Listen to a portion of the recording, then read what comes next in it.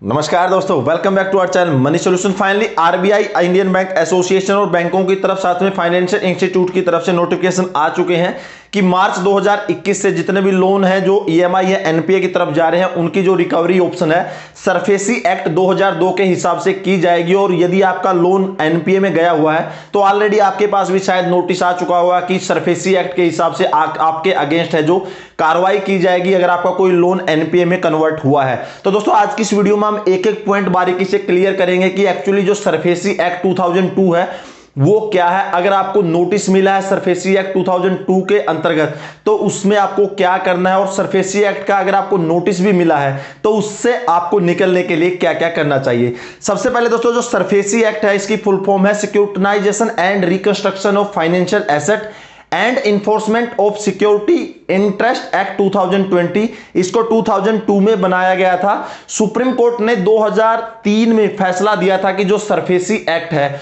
वो सभी स्टेट, हमारे देश में जितने भी राज्य हैं, जितने भी बैंक हैं, जितने भी कोऑपरेटिव बैंक हैं, उन सभी के ऊपर एप्लीकेबल होगा। यानी अगर किसी भी स्टेट, राज्य या कोई भी बैंक का अगर लोन एनपीए में जाता है तो वो सरफेसी एक्ट के अंतर्गत उसको रिकवर कर सकता है। यानी बैंक चाहे तो वह अपना पैसा सरफेसी एक्ट से डायरेक्टली रिकवर कर सकता है। अब दोस्तों बात करते हैं कि सरफेसी एक्ट एक्चुअली में है क्या। सरफेसी एक्ट को दिसंबर 17 2002 में पास हुआ था बैंक एनबीएफसी लोन रिकवरी के लिए। बरोवर के जितने भी लोन है अब जो मतलब एनपीए की कैटेगरी पे जा चुके हैं उनके जो रेजिडेंशियल और कमर्शियल प्रॉपर्टी है, बैंक या एनबीएफसी कंपनी उनको डायरेक्टली ऑक्शन कर सकती है, उनकी प्रॉपर्टी को बेच सकती है अपने जितने भी लोन एनपीए गए हैं उनकी रिकवरी के लिए। यानी इधर बैंकों को सुप्रीम कोर्ट ने पूरी तरह से अधिकार दिया हुआ है कि अगर उनका लोन ईएमआई एनपीए में गया है तो वो जो उनकी कमर्शियल है, रेजिडेंशियल प्रॉपर्टी है या कोई भी कोलेट्रल है जो बैंक के पास गिरवी है उसको डायरेक्टली बेच सकती है। ये पावर दी गई है सुप्रीम कोर्ट के द्वारा। जितने भी बैंक हैं, एनबीएफसी कंपनियां हैं या कोई फाइनेंशियल इंस्टीट्यूट है, अगर आपने उनसे लोन लिया और लोन अगर एनपीए में कन्वर्ट हुआ है तो 2002 से पहले बैंक एनबीएफसी कंपनी को अपनी लोन रिकवरी के लिए कोर्ट में जाना पड़ता था, जिससे जो प्रोसीजर है बहुत ही लंबा पड़ता था। तो बैंक और इंडियन बैंक एसोसिएशन आरबीआई द्वारा इसकी जो चर्चा है गृह मंत्रालय, साथ में फाइनेंस मिनिस्ट्री और सुप्रीम कोर्ट के सामने की गई। तो उसके बाद सुप्रीम कोर्ट ने जो सरफेसी एक्ट है 2002 एप्लीकेबल किया, जिसमें अगर आपका लोन एनपीए में जाता है तो बैंक या एनबीएफसी को अभी कोर्ट में जाने की जरूरत नहीं है। वो डायरेक्टली सरफेसी एक्ट 2002 का यूज करके आपकी कोई भी रेजिडेंशियल, कमर्शियल या कोलैटरल है उसको बेचकर अपना जितना भी पैसा है जो एनपीए में गया लोन अमाउंट का उसकी रिकवरी कर सकती है। अब दोस्तों बात करते हैं कि जो सरफेसी एक्ट है वो काम कैसे करता है। यदि आपने कोई भी लोन लिया है उसकी ईएमआई अगर आपने लगभग 3 महीने तक यानी 90 डेज तक अगर उसको पे नहीं किया वो तो लोन आपका चला जाता है एनपीए के अंदर। तो जैसे ही लोन एनपीए में चला जाता है तो बैंक या एनबीएफसी कंपनी की तरफ से बोरोवर को एक नोटिस भेजा जाता है जिसमें 60 दिनों का टाइम रहता है। नोटिस के अंदर मेंशन रहता है कि आपने इतने रुपए का लोन ईएमआई लिया था और अभी तक आपने नहीं भरा है, आप 60 दिनों के अंदर इस लोन ईएमआई को पेमेंट कर दीजिए। अगर आप पेमेंट नहीं करते हैं तो जो आपकी जो भी आपका कमर्शियल है या रेजिडेंशियल प्रॉपर्टी है या फिर कोलेट्रल है इसको हम लोग प्लेस कर लेंगे, इसको हम ऑक्शन के लिए निर्धारित कर देंगे, इसको बेच देंगे। अगर 60 दिन के अंदर आपने पूरा का पूरा जो लोन अमाउंट है अगर आपने नहीं भरा या जो ईएमआई आपने बाउंस की है, अगर उस 60 दिन के अंदर जो बैंक का नोटिस हुआ अगर उसके अंदर वो लोन रीपेमेंट कर देता है तो बात फिनिश हो जाती है। अगर उस 60 दिन के अंदर बोरोवर लोन को पे नहीं करता है तो फर्दर 60 दिनों के बाद बैंक की तरफ से 30 दिन के लिए फिर एक नोटिस आता है जिसमें पूरा मेंशन रहता है कि इतने रुपए का लोन लिया था, इतने रुपए की ईएमआई थी, आपने नहीं भरा, 60 दिन का ऑलरेडी हमने नोटिस दिया था। उसके बाद जो प्रॉपर्टी है हमारे इस अधिकारी द्वारा प्लेस की गई है या इसके द्वारा जो नीलाम की गई है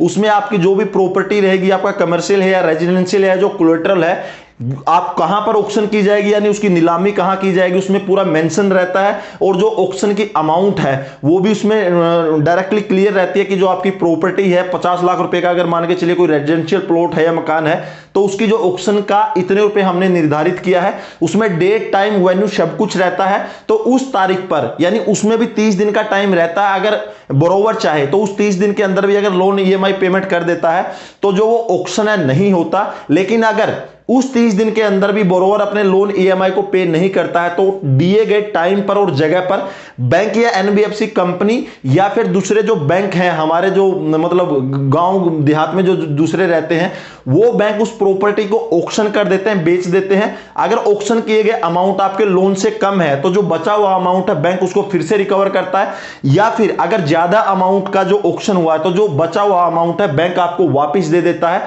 तो ये पूरा का पूरा दोस्तों सरफेसी एक्ट है, ऐसे वर्क करता है। और फाइनली इसका आ चुका है कि अभी सरफेसी एक्ट के अंतर्गत हम लोन ईएमआई को रिकवर करेंगे।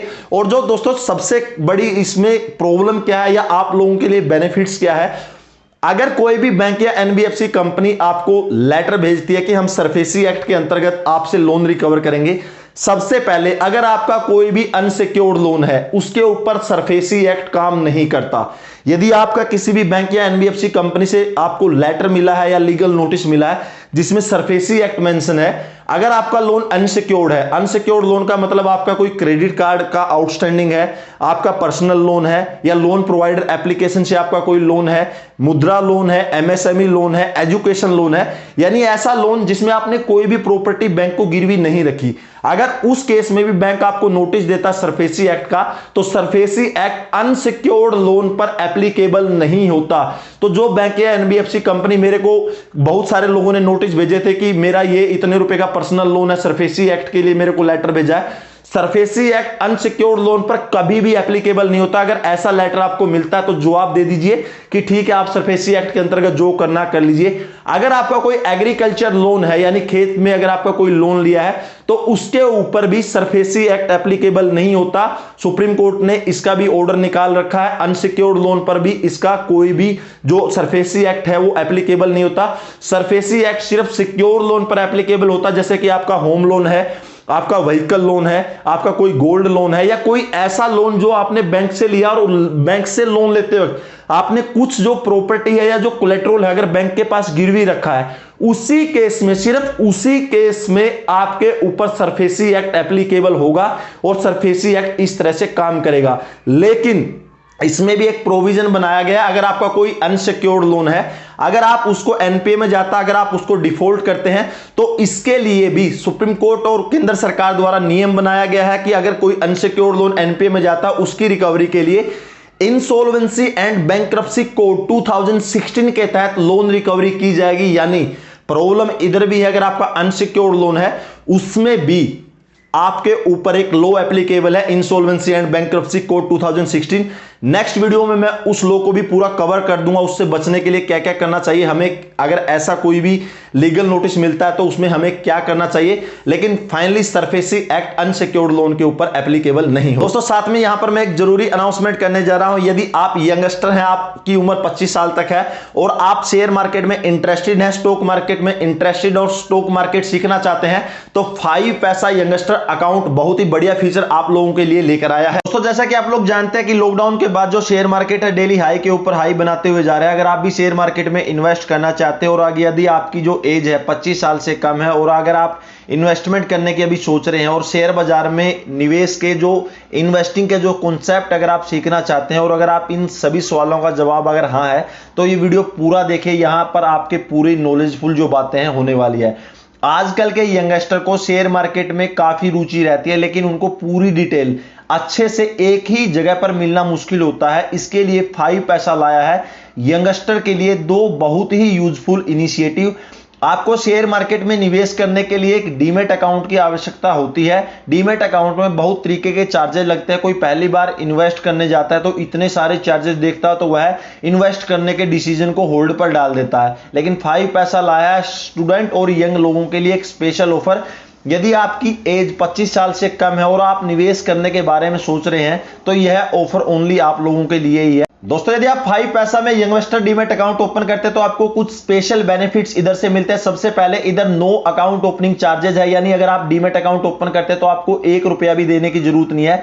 दूसरा सबसे बड़ा बेनिफिट्स है कि जो ब्रोकरेज है बिल्कुल इधर नहीं लगता, चाहे आप इंट्राडे ट्रेडिंग करें या फिर डिलीवरी ट्रेडिंग करें, आपको कोई भी ब्रोकरेज चार्ज नहीं देना पड़ेगा। 5 पैसा ने यंगस्टर को इन्वेस्टिंग एंड ट्रेडिंग सिखाने के लिए उनके लिए इंट्राडे और डिलीवरी बिल्कुल फ्री ऑफ कॉस्ट कर दिया है। साथ में जो अकाउंट मेंटेनेंस चार्ज है यानी जो एएमसी है वो भी आपको देने की जरूरत नहीं है, जबकि जो बाकी ब्रोकर्स है वो 300 से लेकर 1000 रुपए के आसपास कस्टमर से वसूल करते हैं।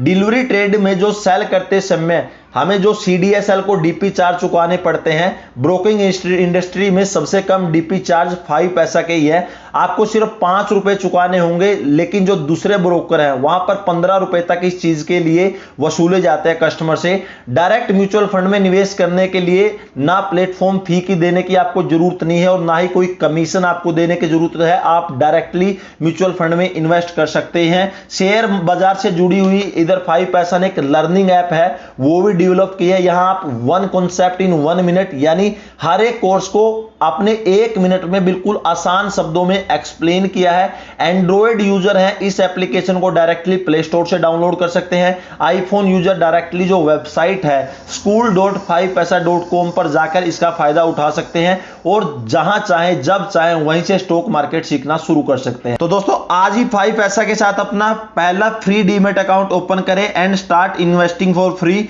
लिंक मैंने वीडियो को डिस्क्रिप्शन में दे दिया है। डीमैट अकाउंट खोलते वक्त प्रोमो कोड में दोस्तों यंगवेस्टर यूज करना ना भूले ताकि सभी जितने भी बेनिफिट्स हैं आपको मिल सके। फाइनली दोस्तों आपको वीडियो कैसी लगी, अगर अच्छी लगी है तो प्लीज लाइक कीजिएगा। वीडियो के बारे में कोई कमेंट है तो कमेंट सेक्शन में कमेंट कीजिएगा और यदि आप 5 पैसा के साथ डीमैट अकाउंट ओपन करना चाहते हैं तो डिस्क्रिप्शन में लिंक है, आप 5 मिनट के अंदर कर सकते हैं। तो चलिए दोस्तों नेक्स्ट वीडियो के लिए तब तक जय हिंद